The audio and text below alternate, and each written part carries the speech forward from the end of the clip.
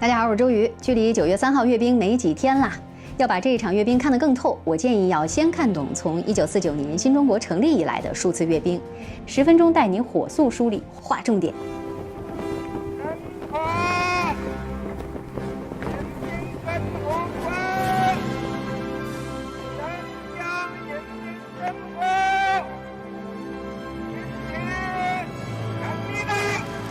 1949年开国大典阅兵是唯一一次在下午举行的阅兵。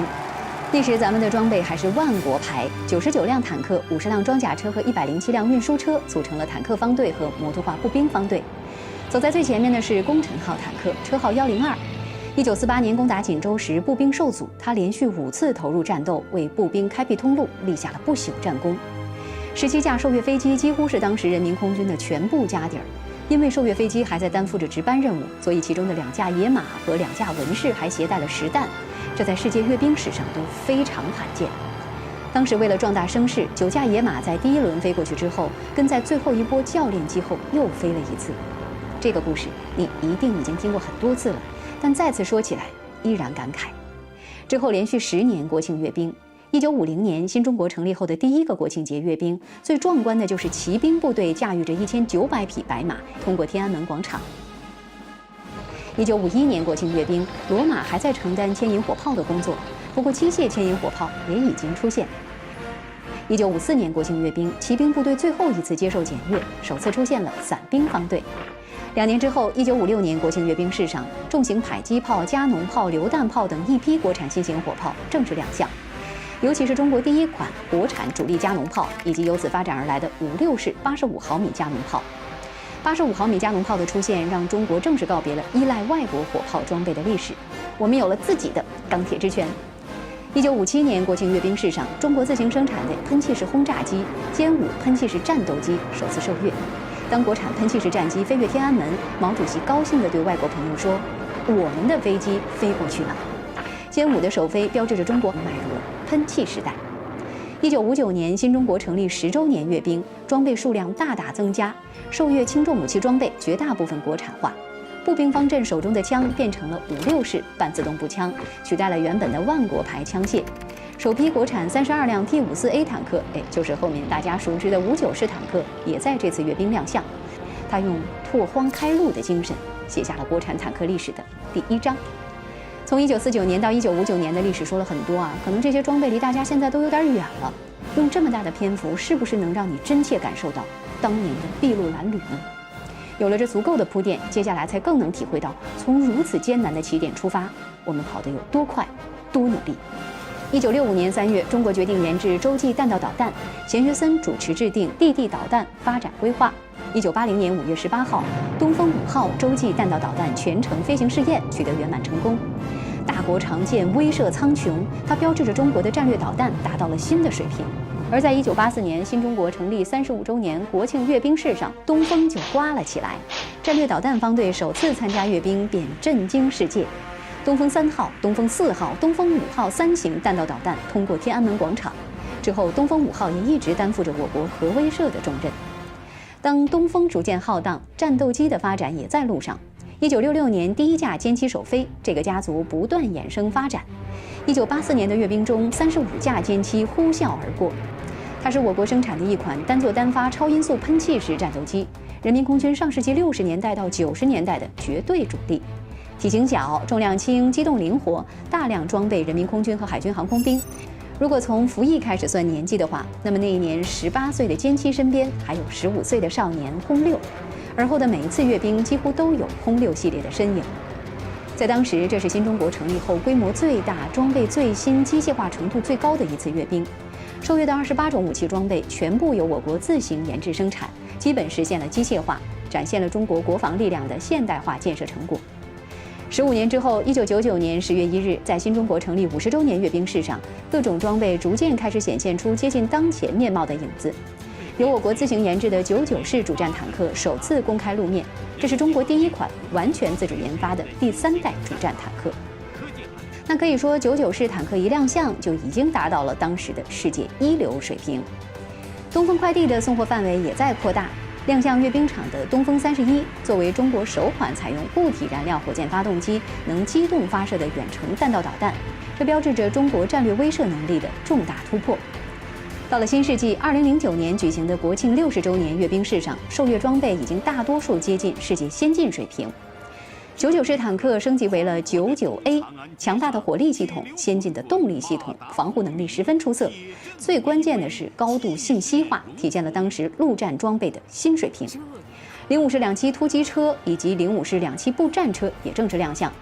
而在空中，歼10作为我国首款自主研制的3代机挂弹参阅，这是它第一次亮相阅兵场。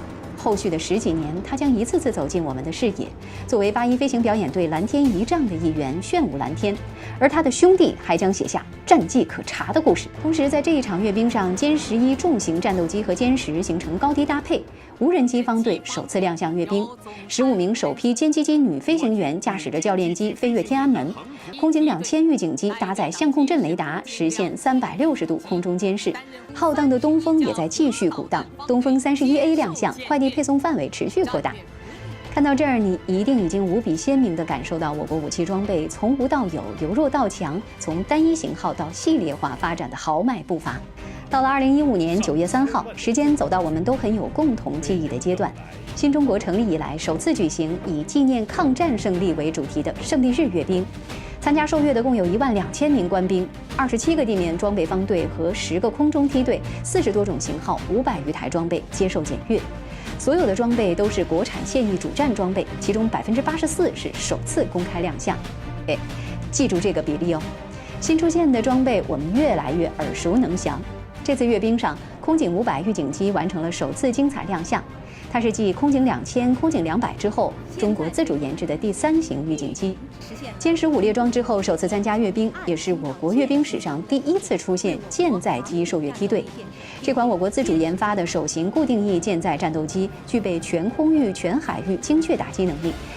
之后的几年，还有几次不在天安门广场举行的阅兵，比如2017年大家公认实战味最浓的朱日和阅兵，运20鲲鹏首次在阅兵式上展示，歼20第一次以战斗姿态展示在人们面前，紧随其后的炸弹卡车歼16也首次公开亮相，还有歼10C 飞过天际。至此，我们在阅兵中集齐了人民空军歼击机家族3剑客的身影。在1984年的国庆阅兵，仅有1个地地战略导弹方队，而在朱日和阅兵的战略导弹方队展示了5个。东风26、东风21D、东风16改纷纷亮相，东风31AG 也在列装之后首次亮相。它公开亮相之后的第7年，精准落在了太平洋预定海域，实力证明东风快递使命必达，这绝不只是一句口号。说起来，这并不是第一次沙场阅兵。1981年9月14日举行了具有重要历史意义的华北军事演习，这是当时我军规模最大的一次军事演习。实兵演习结束后，9月19号举行了盛大分列式的阅兵式。另外，新时代以来还有2次海上阅兵。2018年4月12号，南海海域隆重举行海上阅兵。从来没有公开露面过的长征10号战略导弹核潜艇，作为此次海上阅兵第一艘受阅潜艇踏浪而来。这是我国建造的排水量最大的潜艇，094A 型战略核潜艇改进艇加高了龟背，说明搭载的弹道导弹体积更大，射程更远，可以搭载巨浪2潜射弹道导弹进行2次核反击。备受瞩目的我国首艘航母辽宁舰也在众人期盼中闪亮登场。时隔1年，2019年4月23号，中国人民解放军海军成立70周年海上阅兵活动在青岛举行。展出的32艘舰船中，055型大型驱逐舰首舰南昌舰位列首位。自此，年轻的战舰驰骋大洋，既能单刀赴会，又能带刀护卫。2019年，新中国成立70周年阅兵隆重举行，这是共和国武装力量改革重塑后的首次整体亮相。此次受阅的70个型号装备全部由中国制造，是我国科技兴军新成果的集中展示。新亮相的无人装备非常亮眼。